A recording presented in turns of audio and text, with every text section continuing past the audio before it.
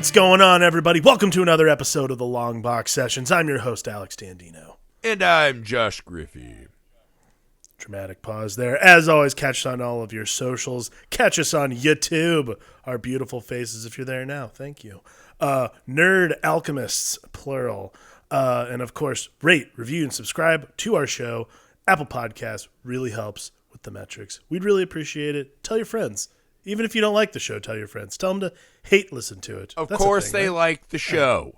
Of course you like it. We're here. We're ready. Of course. Why would you be listening to it right now unless you liked the show? Out of the way. Guys, we hope you're staying safe out there. We hope you're staying healthy. I do want to get one more piece of housekeeping out of the way. The fundraiser that I am working with coronary writer Ryan Burke on. It's called Housebound. It's an anthology book that we're working on. All the stories are about what it's been like to just sort of be inside. It's kind of strange this time. So we've asked a bunch of different indie writers to contribute to this book. We've raised I think we've raised $600 now. We've raised $600 to donate to Hero Initiative and Direct Relief. Those two charities, Hero Initiative helps comic book artists and writers who are having financial difficulties. And right now, because every con in the world has been canceled, they definitely are. And, of course, the comic book writers and artists who have had medical issues. And then Direct Relief gives everything to purchase items for members of the medical community that are on the front line. So if you feel so inclined, it's $8 to get a copy. It's a digital copy, hands-free, no COVID. That's how we're doing that this time. But I'm really pissed you guys rejected my story, though. You didn't submit a story. Oh, I did. It was a 2-page Jodorowsky-style exploration of what I've done to my body with clamps and bacon grease. I'm using the quarantine. Yeah, it's a real... Yeah, it's a real shame we missed that. I guess the ghost of Moebius was not available. You should see the way he drew my luxurious landscape. Okay, that's the end of housekeeping completely. Well, Griff, I said I'd do it on the pod last week. My wife and I started watching from the beginning with the prequels, the Skywalker saga. Rube. We're up through Empire. I hated the prequels as much as I thought I would, but I will say this. The love I had watching New Hope and then Empire last night was so exponential because I had paid enough attention to like the history of what was happening. And then when we were like actually seeing real sets rather than green screen stuff, I felt so good. Yeah. The love and care that went into those movies, the original trilogy, it's fascinating to see. Yeah, well, even I watched on my Star Wars Day celebration, the kid and I watched Ewok Adventure, Caravan of Courage. And I was just like, Perfect. It's like the weirdest kind of made-for-TV thing. But I was just like, it's just kids walking around with Ewoks. They can't speak the same language. Just like battling monsters and being courageous. It's essentially a D&D party made up of Ewoks and lost human children. And I was like, God damn. Like, they just don't make kids movies like this anymore. I still love the Ewok movies. Yeah, man. They're great. I am all for it. Well, no, that's the weirdest take I saw rising a lot on Star Wars Day is because the Clone Wars is spectacular right now. People are loving it, right? The fan reaction is high. Everyone's all jazzed on it. But the revisionist history that comes along with that of, oh, man, the Clone Wars cartoon is so good, it makes the prequel movies better. Nope. No, it does not. Nope. I can tell you right now it doesn't. In fact, it reinforces how much better the Clone Wars TV show is than any of the other prequel items. Well, you just watch the Clone Wars cartoon, and you're like, yeah, they could have just done this. Like, we didn't need any of those movies. Like, you could have done so much. Yeah, the revisionist history, people are just getting old enough now that they were kids when they saw it, so it has a soft spot. I get that, man. I'm not here to fight you on that. But the people who know it sucks were there when we were like all in the theaters, you know, that teenagers and up, and you knew it was wrong and off, and now we're trying to find any way we can, whether it's Solo or Clone Wars, to rewrite that to where, you know, I saw a big one trending is like, to be a real Star Wars fan, you have to agree that all Star Wars movies are good. And it's like, No, man, just take like The Mandalorian, great. Rebels, great. Original trilogy, great. New trilogy, Prequels, shit. Like you could just pick and choose. The books, amazing. Well, and I like, think that's where a lot of the revision is. I feel like this new trilogy is where the revisions start happening. Is like everyone's watching these new ones and being like, oh, this isn't exactly what I asked for. So maybe the ones that I thought totally sucked when I was younger and watching them, maybe they weren't that bad. The answer is yes, they were. Dude, if we had try to justify seriously, if we had Twitter as teenagers when Star Wars came out, the prequels, it would have been a full-time job for me to just rip those fucking things a new asshole online with the hottest of takes, because that's the world we live in. I saw some guy, he's some kind of film hipster online, right? I found him through our Film Alchemist podcast Twitter feed. Mm-hmm. And, he's always talking about, like, European cinema, blah, blah, like, fancy people movies, right? But then he dives in, he's like, oh, I'm finally going to watch Star Wars so you can hear my takes. And just proceeds to rip Rise of the Skywalker a new one. And I'm like, yeah, these were all justifiable complaints. Like, I get, he's the one who did the thing that's going around Twitter, the hero's emotional climax in Jedi versus the emotional climax in Skywalker. Have you seen that? And it's like the scene of Luke throwing his lightsaber away. I won't fight. I won't turn. Versus Rey like, oh, yeah. Fuck you. I'll shred you with lightning. Woo! Fuck you, Grandpa. And I was like, yeah, I get it. I think that's a little obtuse way to present it, but I get it.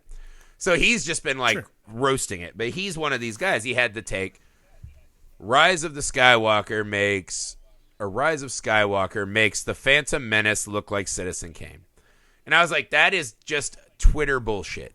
There's no possible way that any objective person can come to me and say that Rise of Skywalker, and again, the stakes are a little higher. It's the finale of a trilogy instead of the start. It's the 9th instead of the 1st. Come on. That movie is not better than Rise of Skywalker. That kind of stuff is the most just obvious gaslighting. Yeah. Like, you're just saying it to get a reaction. But that's what I mean. That's like the world we live in now. So people have that's to exactly. That's the world we live in for, like, Twitter and that kind of shit is like, your hot take is you're married to that. Make sure your hot take is the right take because that's your take. Yeah, well, you don't see a lot of retweets of people just being like, yeah, that was okay. Like, that's not what gets the oxygen on these social media sites. So everyone thinks. So I think the newest trilogy, while plagued with problems and issues, right? Not what we want per se all the way through, but some really amazing shit came out of these 3 movies.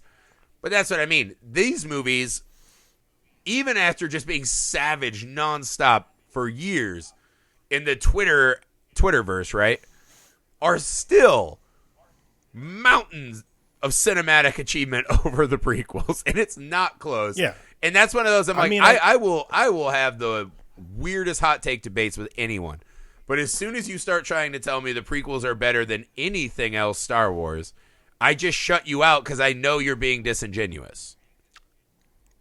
Yeah, I can say this having sat through all 3. There's just no way you can look at those movies and be objectively say, well, they're not bad. No, they're garbage. Well, I mean, it's just strange, man. But this is the problem with these kind of movies. And this actually leads us to what we were going to talk about today. Yeah. It's an old article by now, but last week it was making the rounds. And this guy for BBC.com wrote this article. I forget the actual culture title. Section. I have the article right here. I forget his actual title. The actual title is literally Why the Empire Strikes Back is Overrated. Which is actually a much nicer title than the article gets into, right? Yeah. And he has like a long, it's like a self-help book, right? It's like the title, Why It's Overrated. And then a paragraph underneath, right? Which is, the general consensus is that the second and the original Star Wars trilogy released 40 years ago is the best. In fact, it's to blame for the franchise's problems. Writes one Nicholas Barber. Nicholas Barber. What a fucking moron. I read this article, and this is my favorite thing that happens in these articles, right? Is a guy like Mr. Nicholas Barber. he wants to write this article because he needs someone to say his name out loud and read his articles, right? And I get it, man. It's a crowded content creation world. But this is just so obviously this is a just stupid clickbait title. And he even says it in the article about 15 times. I'm not trying to be contrarian. I know this is going to seem like a hot take, but it's not. It's true analysis. It's like, no, dude, come on. Come on. It's not true analysis. Like, I mean, it's just bananas. But not only you like, could, okay, so this is what I mean though. If the article was phrased differently, Alex, and they were like, yeah, hey man, I think Empire's got some problems that we all overlook. Okay, sure, let's do that. Let's do that talk. Sure. When you say it's to blame for all of the franchise's problems, the movie that is, not unanimous. Nothing's unanimous. I was telling you, my friend Dave Coggeshall, who's a screenwriter, he came out on Twitter this week and he's like, you know what? I think Return of the Jedi is my favorite Star Wars movie. And I was like, you know what? I think me too. Like, that's the one I go back to all the time. So I get it, right? Yeah. Nothing's unanimous, but by wide margin, Empire is the most beloved Star Wars flick. By a wide margin. And that's not for no reason. That is not because it's the genesis and the fountainhead of all the fucking problems that Star Wars has had. No. And I think that, like, it's interesting because the article says that, in fact, the original Star Wars, called at the time Star Wars, which this guy tries to makes like, I'm calling it Star Wars, even though no, everyone calls it A New Hope. I'm like, all right, Fauntleroy, just like give me like 5 minutes here. So he says that the original Star Wars movie is in fact the best Star Wars movie, better than Empire, better than Jedi, better than anything else. Let me go on record because I'm here for that. If that's your favorite Star Wars movie, that's the movie that gave us this thing we love more than everything else. That's fine. That makes total sense. Fine. If that's your favorite, that's fine. But to just say it's the best one, that's different. You didn't say it's your favorite. You're saying it's the best. It's better than Empire. It's better than Jedi. Which, in my opinion, and being in the middle of watching, like we're watching Jedi tomorrow night, being in the middle of watching these, I can tell you, is not true. Like, the original Star Wars is very good. It is a fun movie. It's great, but it also has its problems. All these movies have their problems, by the way. There's not just like something. If they were perfect movies, they'd be boring as hell and we'd never fucking talk about it. Well, I love because his first salvo, right, is he's like, several critics agreed with me. You're like, dude, this thing is like a 98% on every site. So not like a couple. Like, come on. He's doing like the climate scientist thing. A couple of us think the polar bears are fine. You and Armand White. Yeah, a couple of us scientists think the polar bears just aren't fucking enough. That's what's wrong, right? That's why it's fine. There's no warming, right? Like, no, like this thing has a 98% on Rotten Tomatoes of accredited critics that have done it, right? And I know everyone fucking hates Rotten Tomatoes, but I'm just saying it is a good straw poll of how many people like it or don't like the movie, right? Right. But his first salvo he launches is at the set design. And I was like, let's be 100% crystal clear. If you are coming to assault a movie, right? Which I am no stranger to. A movie that I remember viscerally hating and thinking was not only not a good movie, but a dog shit movie, is No Country for Old Men. And you could say that I am in the slimmest of minorities. Well, granted, maybe not, because I bet most people didn't even watch that fucking movie. But of those who did, I found myself very much like Josh Brolin, alone and on the run. My take in a briefcase is everyone wanted to kill me, right? That's where I found myself in Hollywood when that movie came out. But when I began to do my let's fight about it, right, which is the fun of a movie, right, is when you're like, oh, man, I hate this movie or love this movie, and everyone's on the other side. Let's fight about it. I think that's wildly fun. So I'm with it. My first shots at No Country for Old Men were not Josh Brolin's trailer. Just looked like it could have been any trailer. The set design. I want to read. I want to read this section, by the way, because this is like the most banal analysis of what set design is. Because, by the way, speaking of two guys that worked in art department for years. Yeah. Let's be honest. Production design and set design. This is a really important aspect. Like, everything about what we do on set is not meant to draw attention to itself. Like, the set is there to be acted in. It's not to be chewed. Like, that's like the whole point of set design is that it blends. It's the set. It looks like the world. So here's the quote verbatim. The production design is clearly not on the same level as Star Wars. The Rebel base on the this is an actual line in this fucking article. The Rebel base on the ice planet looks roughly like what you'd expect a Rebel base on an ice planet to look like. Okay, yeah. It did its job. You're telling me that the Rebels, who are on the run for their lives, didn't spruce up? They didn't HGTV Hoth and the most inhospitable environment that we've seen in all of Star Wars.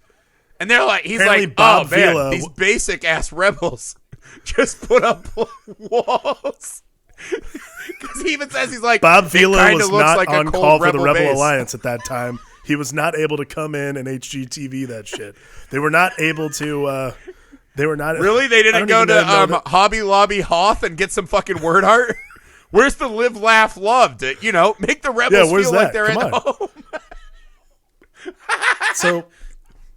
So he goes on. He says the Rebel base, like blah blah blah. The plain white plastic corridors of Cloud City could have been salvaged from the studio bins. Like, that's the fucking design.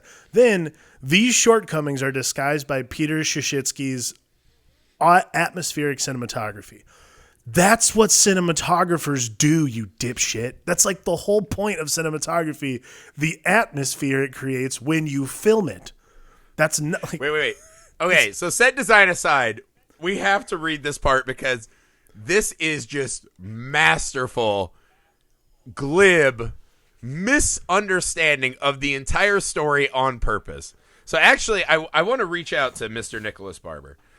If he actually believes any of the things that I'm about to read to you, I just want to make sure that he does not live on his own, that he has some kind of legal guardian that can, make Pop-Tarts for him so he doesn't hurt himself. Because this is unbelievable.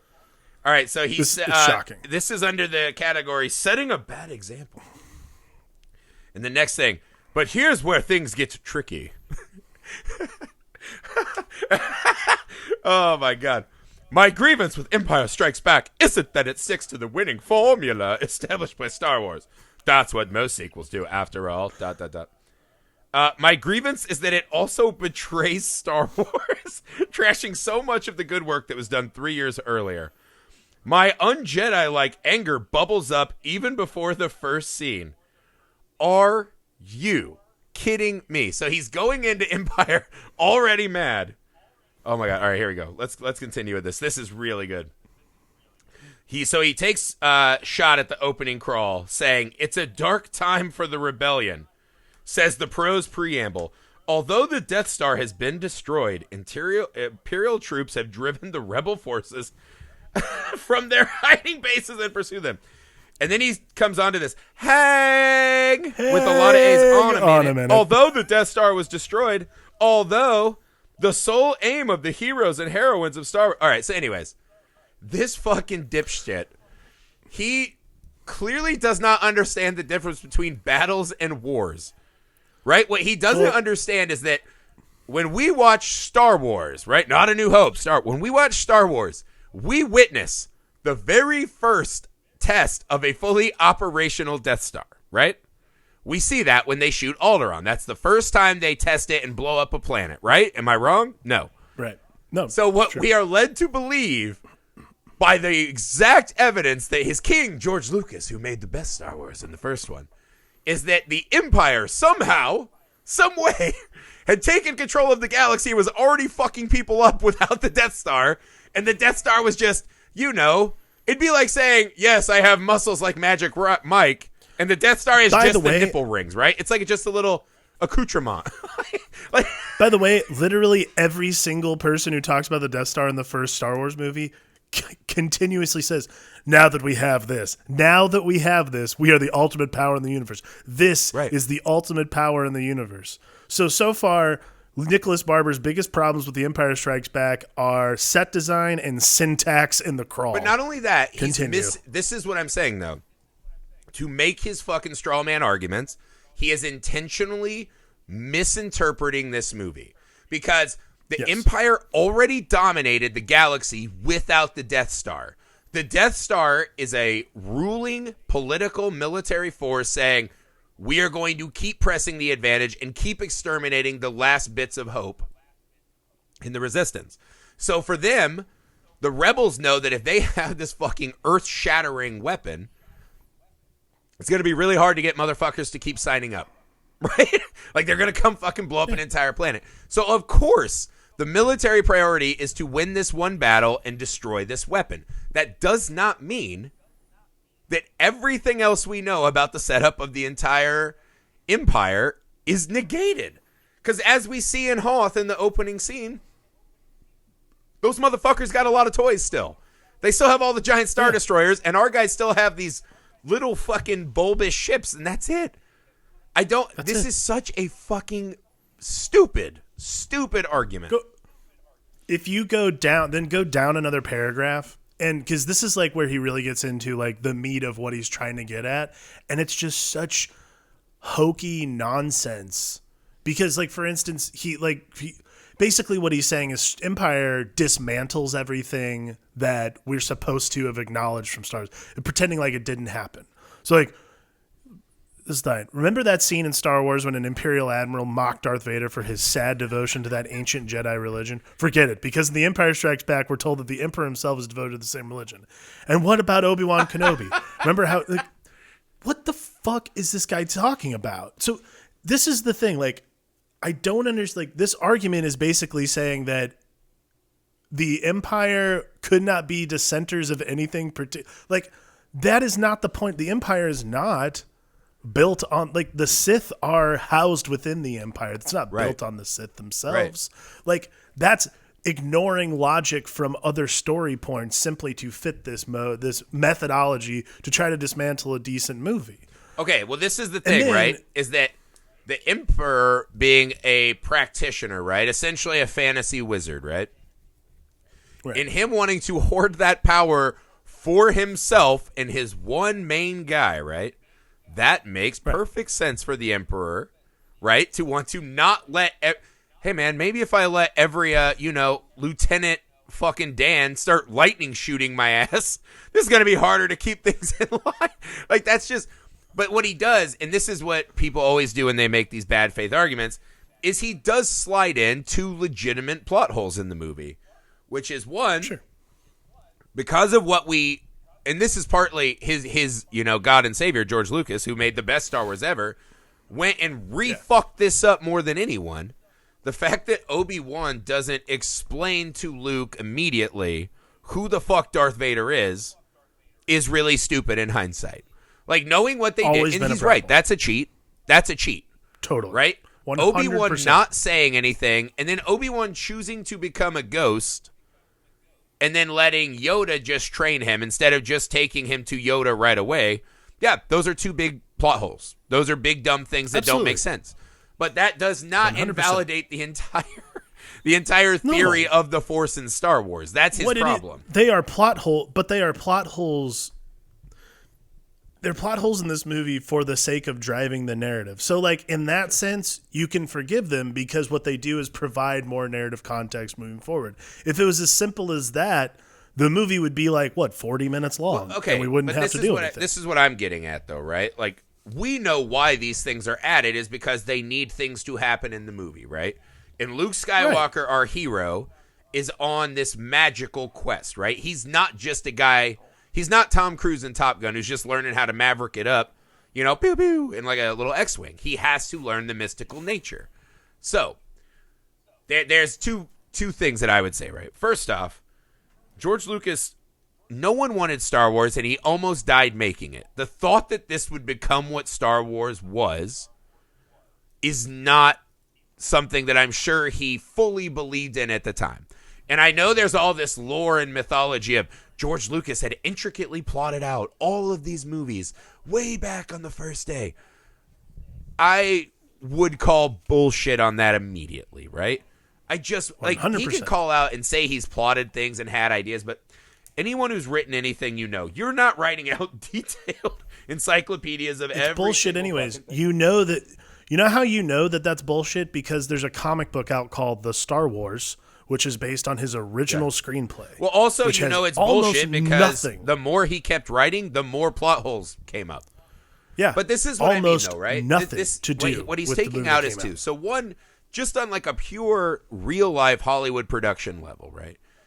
Yes, Obi-Wan dying and becoming a ghost is really kind of a poetic moment in Star Wars, right? Then you get to the next movie, you still need to mentor because he's still on the quest, right? So yes, they force this mentor upon us. But I think what he's missing, though, is this kind of cool undercurrent of what Empire's doing totally, which is by realizing that Obi-Wan may have made a mistake, may have not had clear foresight, this and that, and that Yoda also is kind of run away, doesn't want to train him as this goofy little green thing, blah, blah, blah, who's hiding on Dagobah as this giant galactic war is breaking out. That is a subtle way for the storytellers to say the Jedi are not the magic fix-all, right? Like, we look at them as that because Luke destroyed the Death Star, and later, you know, it becomes a Jedi story. But he's saying that even these old Jedi, they had to be there when the Empire was formed, so they had to make mistakes. They had to be fallible. So that's the other thing. He's throwing out the narrative just because, oh, I got you. It's a plot hole. Cinema sin. Ha ha. But you're like, no. You can read that in a lot of different ways. Well, and if you go further down the article, then like if Empire Strike Back had been a one-off, I could have forgiven it by now. I would honestly go even further than that. Like, actually, one paragraph up, he makes the argument that the reason this movie is bad is because despite its title, The Empire Strikes Back is rarely about the Alliance versus the Empire. It's about who's related to whom and who is in love with whom. So apparently, because this is not a political thriller and instead a personal story about characters in the film, flawed. Yeah. Like, because we can't get get the sense that the Empire's tracking people down and fucking them up from the movie. Right. It's that kind of stuff that is so aggravating and innocuous when people make these kinds of analysis. Like, all you're doing is, this is just like, the article is just simply gaslighting. Like, there's nothing in this that can't be argued in a logical way to the point, like, argued to death in the opposite direction. But here's the thing, right? There's enough his evidence final over 9 salvo. movies. Here's his final salvo, right? It's not just that Star Wars films that have made the exasperating mistake to prioritize franchise building over simply making a good film. Either think that all those films and TV that assume we'll jump for joy when the villain is revealed to be Sherlock Holmes' sister or James Bond's childhood pal, that think of all those superhero blockbusters that waste time teeing up the next installment in the series. I'm sorry, but The Empire Strike Back has to take blame for all of them. Search your feelings, you know it to be true. This is exactly what Nicholas Barber does this entire article. He takes something that I think a lot of reasonable people could agree with, and then, like a Sith Lord, twist it and perverts it to where it's not true. Right? Yes. I do hate cinematic superhero universe building. I'm on record on this show. I hate every time I have to do 5 minutes of a scene that is for the next Marvel movie in a Marvel movie. I agree. Totally. I do think the new Star Wars, especially, right? The new trilogy we've just seen suffers dramatically from the overburden of elements from the old Star Wars, right? I absolutely agree with that, right? The Palpatine 100%. Being in Rise of the Skywalker, I think, is one of the biggest mistakes in movie history. I'm on record as saying that. I think it is a terribly stupid decision because none of us gave a fuck. None of us were excited to see Palpatine back. We just weren't. And they did it creepy and it was fun and whatever, but no, Snoke would have been better. You set him up, use him. Fine. Kylo Ren, all that, fine. So he takes the truth that a lot of us feel about franchise filmmaking. But to perversely look back at Empire and say that Empire is the source of all of this. And that's the thing. The movie doesn't stop and do an entire interlude just so we can see if Han is going to finger bang Leia, right? Yeah. That's not what the movie's doing. These are two people from two different classes and walks of life that both have very different moral compasses, who are put in a high-pressure situation and able to test their creeds. And their love rises above these different, you're a smuggler and a pirate and a bad boy, and I'm the princess of Alderaan and Darth Vader's love child, blah, blah, blah. Yes, tale as old as time. But because they can see the good in each other, love transcends these horrific times. I was like, what the fuck are you talking about? That's a story as old as time. Absolutely. I find this article exasperating. I find this article exhausting, but let's just come up with big fancy words to impress Nicholas Barber. Oh.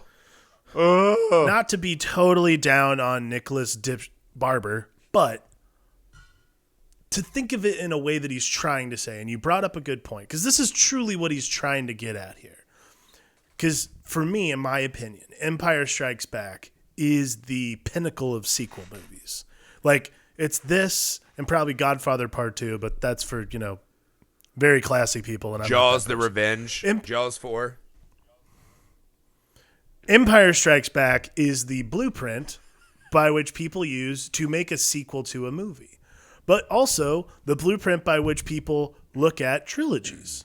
The Empire Strikes Back, they said it in Clerks. It's a great. It's the down note. It's the decrescendo before you get to the end. It's before you get to the big finale. Before you get to the big beat. So it's the blueprint for everything. So really, what this article should be titled is not why the Empire Strikes Back is overrated, but why the second film in all trilogies in the history of trilogies is overrated. Because think about it. When we look at movies like this, like I remember leading up to like Age of Ultron, they were talking to like Joss Whedon was talking about this is like my empire. And we're like, well, I love Empire Strikes Back. That's really that's a great way to approach it. That's a fascinating way to approach it. Especially absolutely was not. Wasn't even close. In fact, it was really terrible. And I would say it's not even close to the quality of even Attack of the Clones, let alone Age of Ultron. That's right. I said it. But let's take one step back, right? Again, his argument about the movie itself is wrong. Is just a fluff to try to say he understands movies, but he doesn't.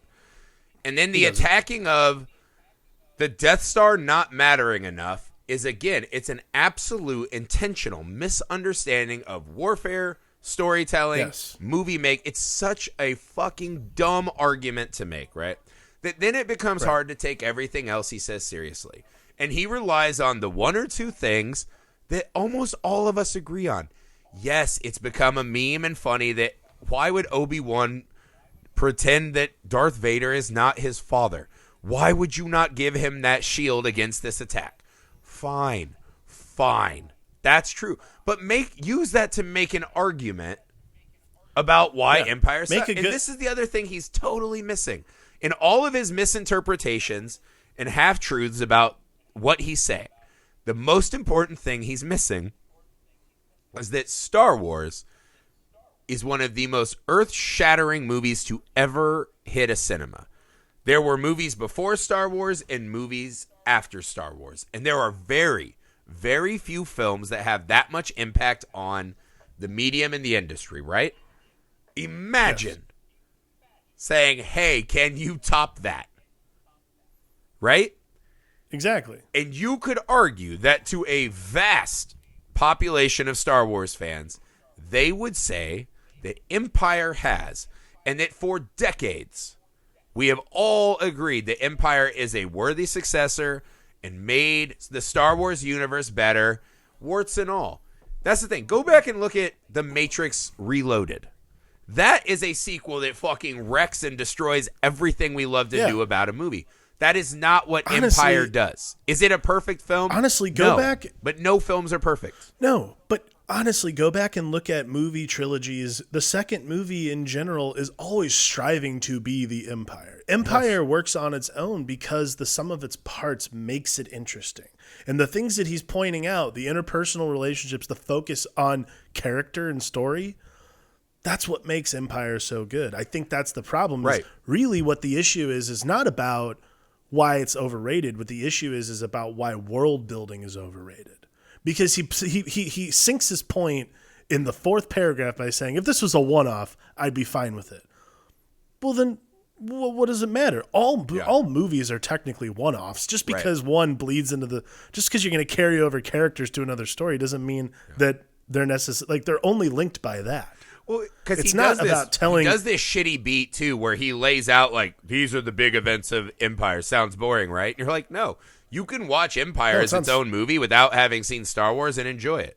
You get right away, there's a little wizard boy who's on a quest. He fights a monster with a glowing sword.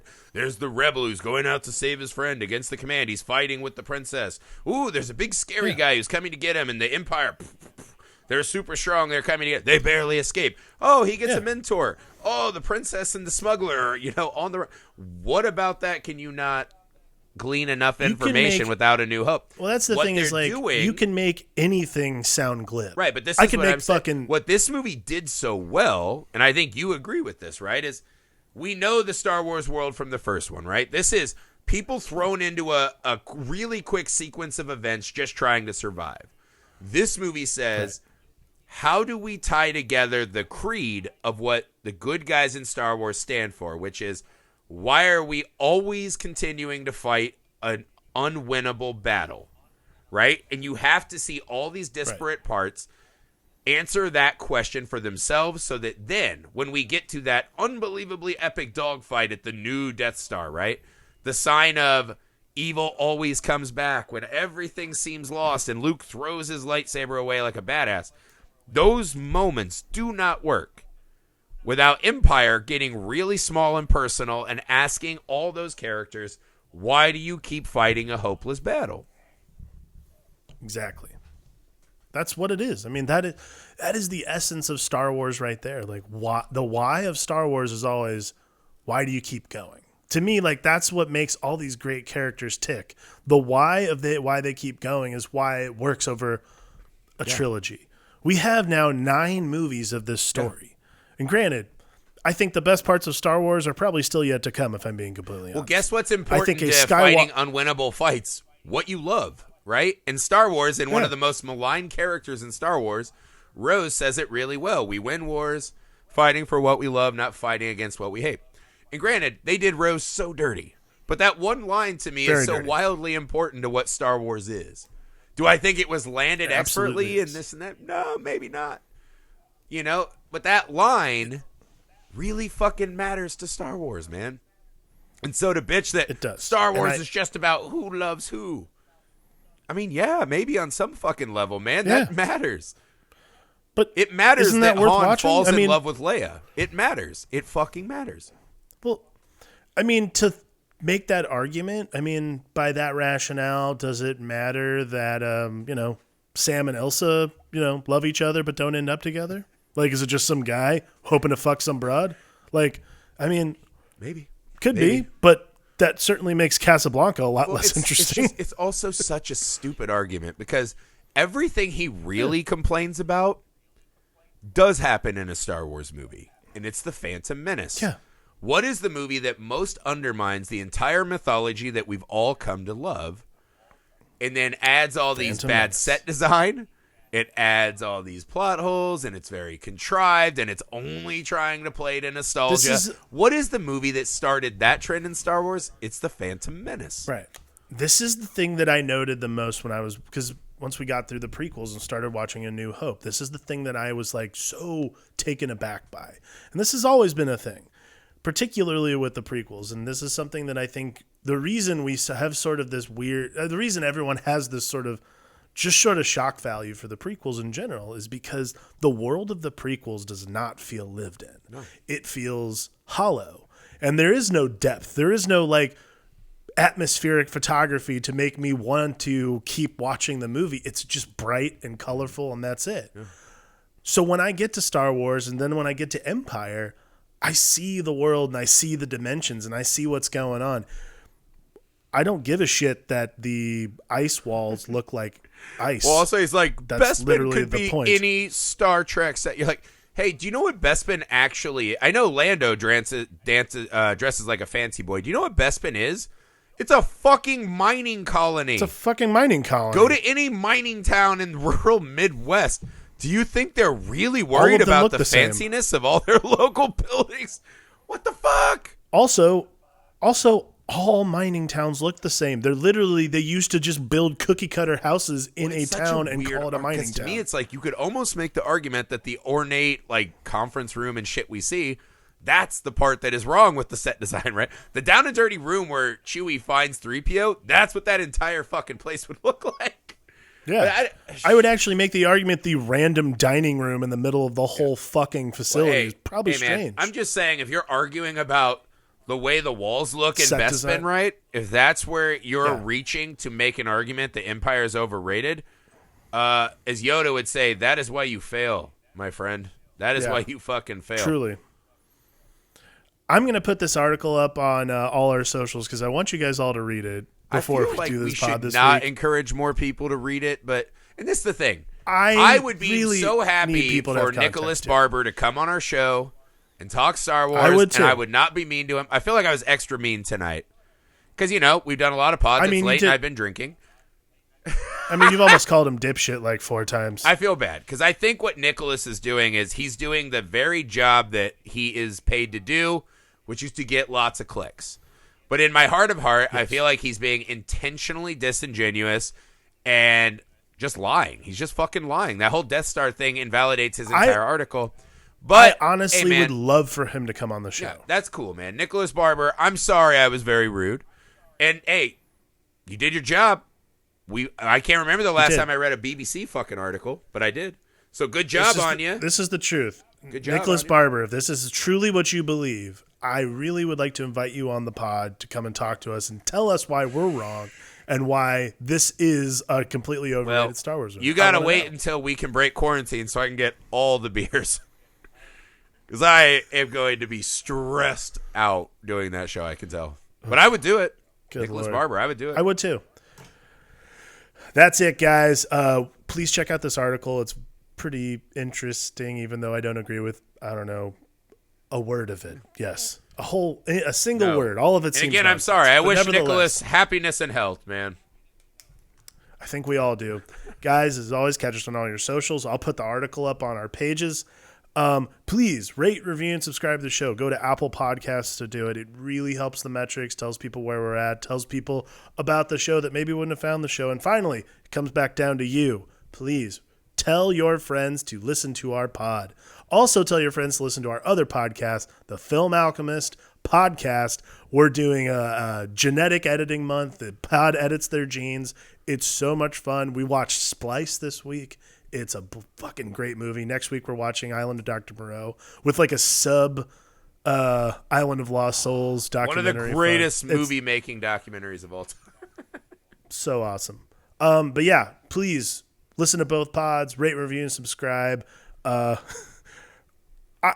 Again, you should read the article. It's actually an interesting read, and then listen to our Just pod listen to us tell you what to think about things. That's how all smart people make decisions and get information. Yeah, absolutely. I mean, that's why the world's doing so well right now. Drink the Kool-Aid, motherfuckers. From the long box sessions, I'm Alex. And I'm Josh Griffey. Not Nicholas Barber. I'll tell you this, Nicky Barber, if you ever come for Caravan of Courage, I'm finding you and we're fist fighting in the road with no shirts on. That's a fucking guarantee.